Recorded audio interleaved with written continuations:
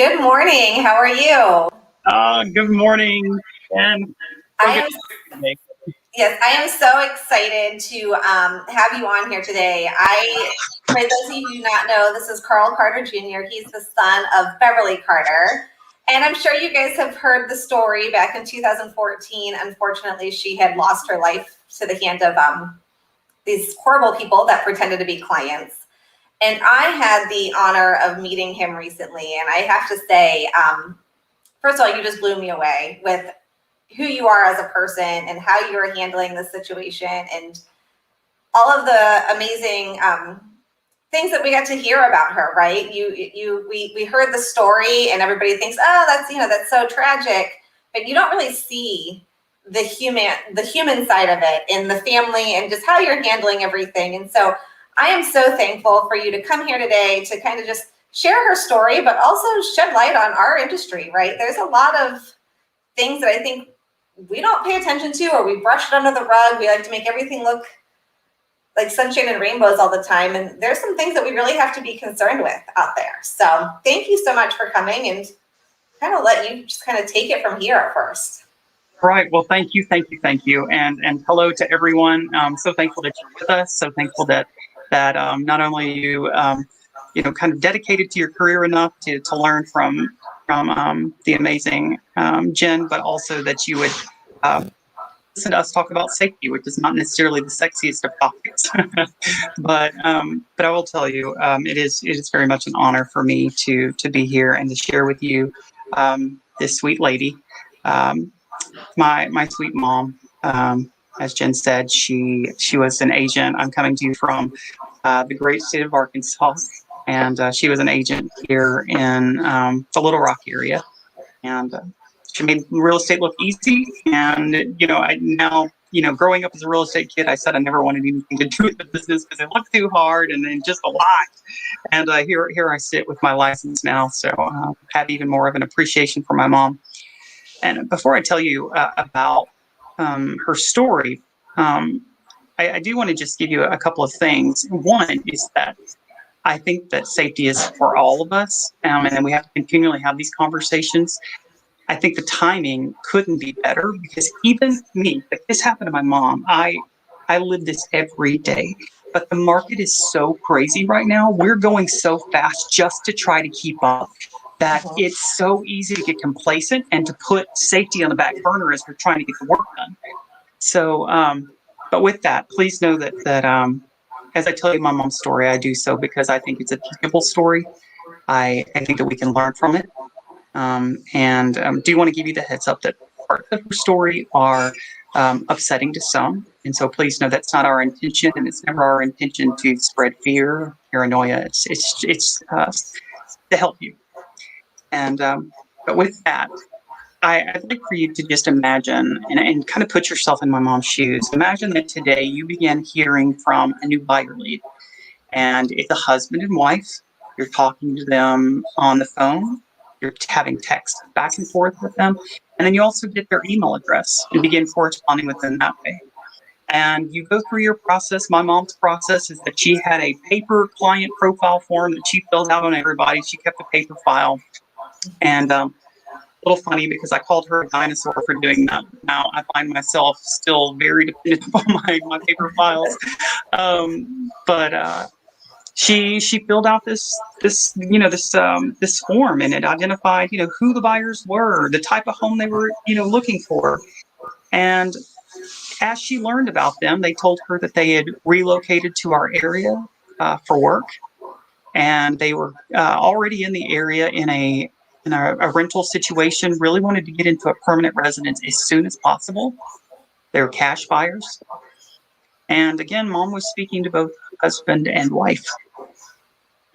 And, even down to, the filling out of that form, and which really, even to see that folder that my mom built on these people posing as clients, she had no idea that everything she was writing down, everything she was being told was a lie. The names, of course, were made up. As she interacted with them on the phone number that they provide, that she was seeing come up on her phone, was a spoofed number. They used an app that hid their true number, And I think that we're all kind of used to that now with telemarketers and solicitation, and you almost can't trust a phone number at all anymore to determine the locality of someone.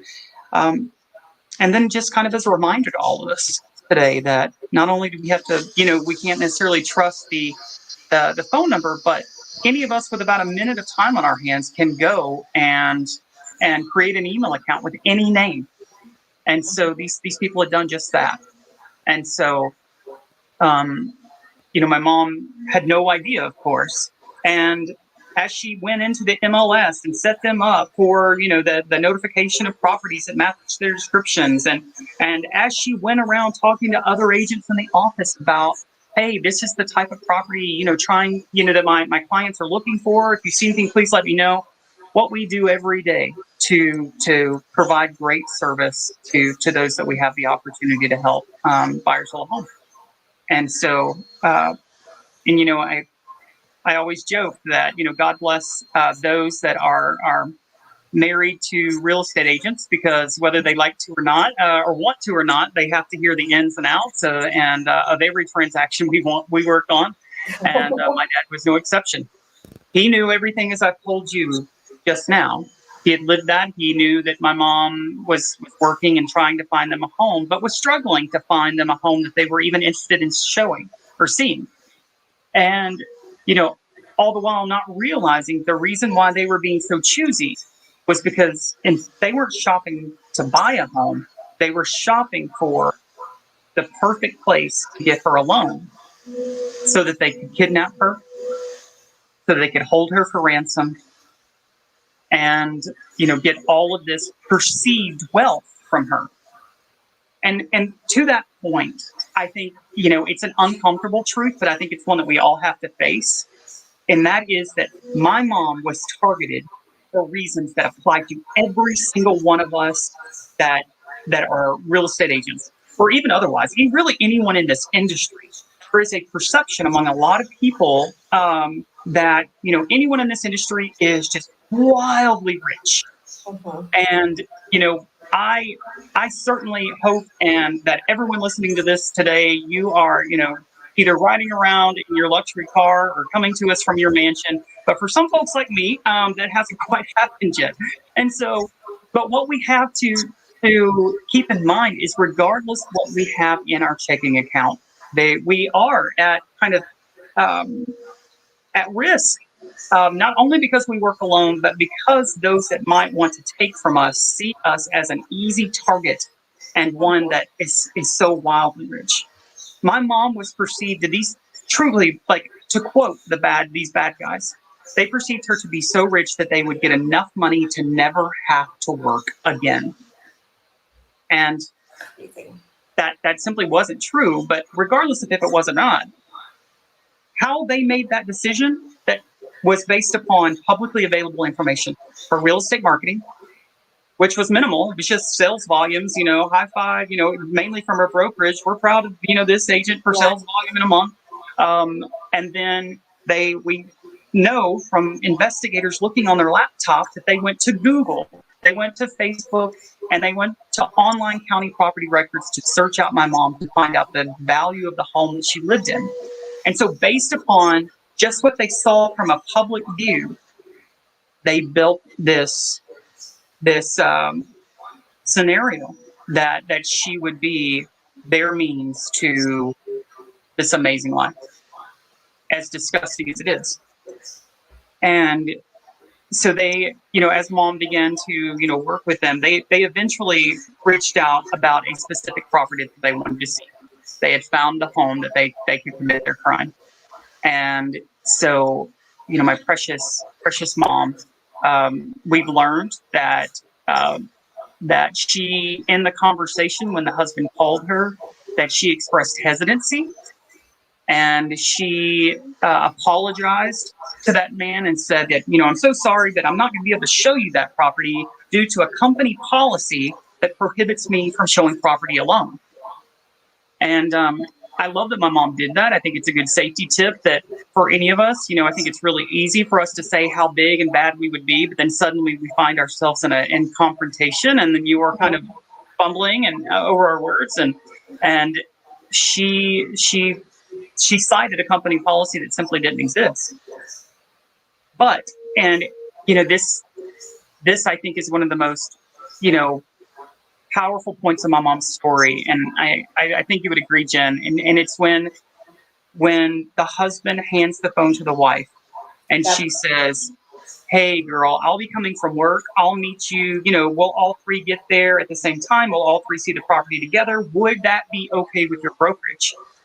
And it's such a turning point in the story because, when we're face to face, you can just see people go, just get that, oh crap look. Like the wife was a part of this deception. And, what, I likely would have made the same decision Beverly did. And I will say that's probably the biggest thing that hit home with me, because I think we get this false sense of security if it's a husband and wife. There's been times that I've been very hesitant to meet people. I've had a couple of incidents happen, and you've touched on this before. It's that gut feeling, and you just have that gut feeling. And I had an incident with a client. He kept calling me, and he kept asking to see vacant properties. And it was somebody, but what hit home with me is I kind of used an excuse. I said, "I'm sorry, I can't. I have something." And he brought up my kids. I never told him I had kids. And the fact that he brought up my kids made me uncomfortable. And so I called my husband. My husband's a realtor as well. So I am fortunate because I can rely on him. So if there's ever that situation, I'm like, "Hey, I need you to go with me, or can you take the client?" And I said, "Hey, I'm not available this evening, but my husband's available." "It's okay. I can do it another day."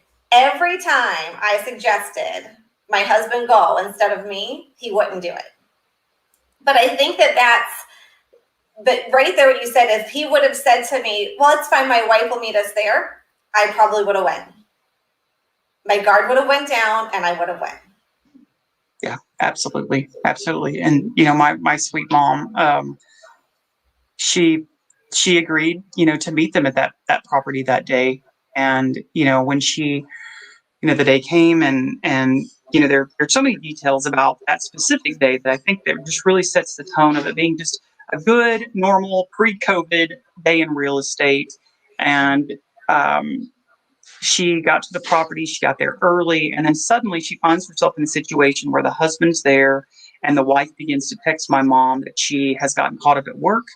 And because there were so few photos online, if my mom would be so kind to continue with the showing and to, as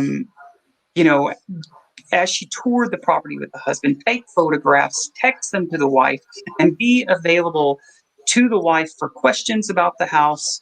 And it would be as though the wife was there on the showing digitally. And, to the point that you made just now, it's like, I know I wasn't there with my mom, but I know that she was in a very uncomfortable spot, and she had a decision to make. And I just have no doubt that there was just that stomach, just that gut, just saying, "Gosh, this isn't what we agreed to." Yep. And but my sweet mom, she proceeded with the showing, and she did take pictures of the property as she toured it. She texted them to the wife. The wife was texting my mom questions. The wife was very much an active participant in the planning and the execution of this awful thing, and which furthers the point of us all checking our biases at the door about what a bad guy looks like and what one doesn't. And it was during that showing when my mom, she was taking a picture of a bedroom, and this awful man declared she was about to have a very bad day. From behind, he caught her by surprise and with a taser, and he tased her, and he used tape, and he went outside and got in his car, and he backed it up to the house, and he took my mom in a way in the trunk of that car. And, you know,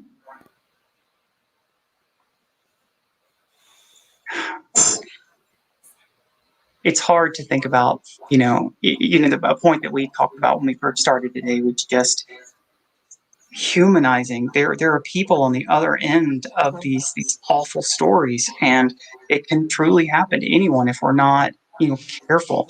And so, my mom, perfect to me in every way. It's still for me hard to believe that happened. I will say, though, their plan was to get this ransom in a little bit more sophisticated way than the movies. They wanted to get it electronically. And sophisticated's not the word, but they wanted to, they were going to have my dad pushed all this perceived wealth to accounts that were accessible via cards that were in my mom's purse. And, one of my mom's personal security processes was that she left her purse in her car at all times, locked. And it was during that showing that day. So, in his haste to do this horrible thing and perform this kidnapping, he lost sight of the fact that he was driving away that day from the very thing that he needed in order to get the money, according to his plan. And so, luckily my mom had, she was very big on sharing her itinerary with my dad. So my dad knew exactly where my mom was to be showing property. So when she didn't come home, he knew exactly where to go look. And from there, of course, law enforcement got involved much later. We had no idea that much later that evening while we were there, and many, many detectives on the scene, middle of the night, that bad guy actually returned to the scene of the crime to try to retrieve the purse, and found himself in a situation where he was shocked that people knew where to look for my mom immediately, shocked that cops were involved, and those blue lights, I think, served as this reminder that your plan's not going to work, and you may go back to prison. And he panicked, his wife panicked, and instead of making a right decision after a wrong one and letting her go, they made an even worse decision to just take what she had on her of value and to end her life. Through incredible detective work, and I have to say, an outpouring of love and support from realtors everywhere. My mom was found in a shallow grave out in a rural area here in Arkansas. We did go to trial, and these bad people were found. They're in prison now. Unfortunately, the wife will likely only have to serve a minimum of 21 years, maximum of 30. Husband is in prison forever for capital murder and kidnapping. And since then, I have found myself, it's been almost September will be seven years. And, when someone so precious is taken so horribly and so publicly, I found myself just in a place where I had to do something. I had to get to work. And the more I spoke about safety, the more people were reaching out to me, and they would say, Carl, thank you for sharing your story. I have a story. And just like you shared one of your stories, Jen, so I lost my best friend, but I also have a tremendous passion to keep this from ever happening again. I appreciate you sharing the story. I mean, so it's so heartbreaking, and it's so hard to hear, because I can't imagine like what you and your family have gone through, the tragedy. But I appreciate that you have taken it, and you're turning it into something to honor her, and to to shed light on it. I think, like you said, like our industry, we want to, and we all do it, and it's not a bad thing. It's just that, like, we put our life on display.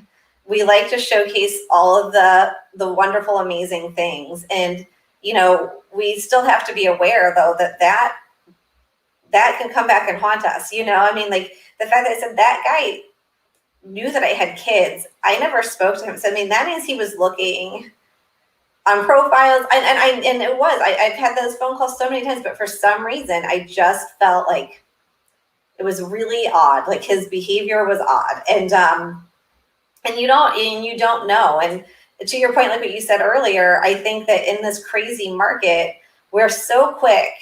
There's so much pressure for us to be these Pop-Tart agents, right? To jump when the phone rings because you don't have time to do the buyer consult. You don't have time to do all of those things because the house might be gone. And so I just think that, these standards of practice and things that we have to do are, we can't lose sight of that. Like nothing is worth, losing our life over. And but something that you pointed out, I think you talked about it when we were at the Unstoppable conference, that because of the way our industry is, it doesn't get reported, right? Because we're all independent contractors. Can you elaborate on that a little bit? Yeah. So, whenever, you want to move the needle, you really, you have to have data to know, right, where the needle is. Like we want to see a reduction in victimization. But a problem that we have in the industry is because of our employment status, there is not a requirement for crimes to be, well, or any victimization or fatalities or, even slips, trips, falls, whatever, any, not necessarily a bad guy involved. There's not that requirement. So we are at the mercy of two main sources for tracking realtor safety. And so one is the annual member safety survey by the National Association of Realtors, and that survey gets about 3,000 respondents every year of almost 1.5 million agents. And then we have the Bureau of Labor and Statistics that gets self-reported data. So what we have then is it's hard to define the needle. But I'll say, from where I sit, and I know, it's one man's view and it's hardly scientific, but I hear so often of victimization. And yes, this is an issue for women and men, but what I hear most often is that there are the beautiful female agents that are harassed and stalked and assaulted by creeps. And if that is without a doubt the most requested training topic for the nonprofit. All right, and so and I agree. And so now talking about the nonprofit, so the Beverly Carter Foundation, tell us a little bit about this foundation, what you guys do, and how we can all get involved. Yeah, so it's a great legacy for my mom, and not only to honor her, but to also honor, sadly, many agents that have lost their lives while working through the years. And what we do is it is an education-based nonprofit. It works almost exclusively to serve the real estate industry, and we focus on preventive things that we can do from screenings, screening our clients through, open house, safety best practices, all these things that we try to do on the front end to reduce the risk of victimization from occurring and not so much being reactive, like, I think that, self-defense and different reactions have their place, but we do a lot of focus on the front end. And it's truly a labor of love. We have about 30 active volunteers across the country. Our board of directors represents kind of a cross section of mortgage and title and agents and broker owners and attorneys and just people fired up about agent safety and truly doing it in a way that respects those that have been victimized, while also leveraging the humanity, the stories, and learning from those things. I think that we've been given a unique responsibility to help people. Yeah.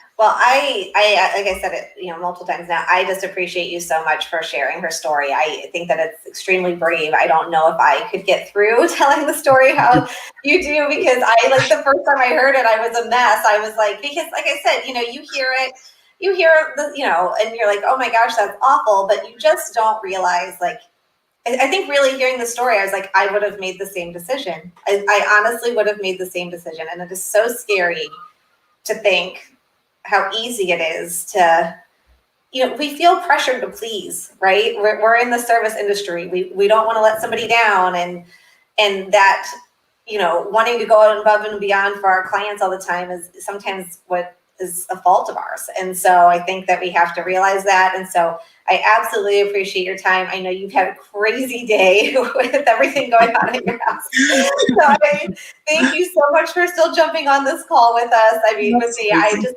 love it. I love, that you're turning, you're just an incredibly inspirational person. You're turning something that's so tragic into something so positive for our industry and for all of us. And so I really appreciate you and what you're doing.